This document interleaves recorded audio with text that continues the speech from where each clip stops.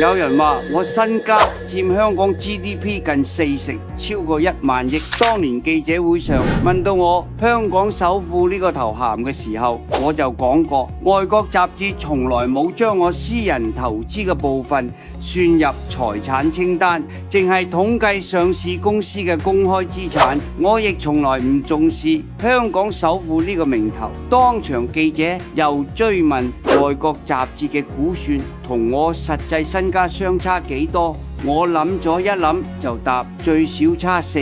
李生啊，同埋咧，即係大部分香港人都知道你係首富啦。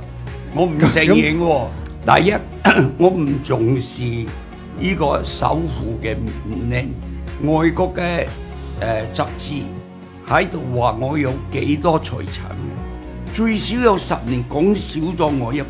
佢最好寫我少啲，估計最低度佢寫嘅嘢最低度增有冇佢差成40%啊最少。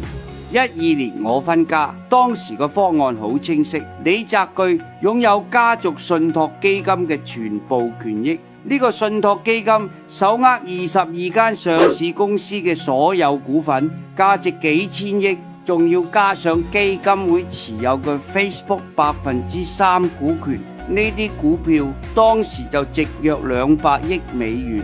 至於李澤楷就繼承現金部分，李澤楷嗰筆現金夠晒當年全港年輕人每人1年嘅人工。就算話呢兩份財產唔完全對等，差距亦都唔算太大。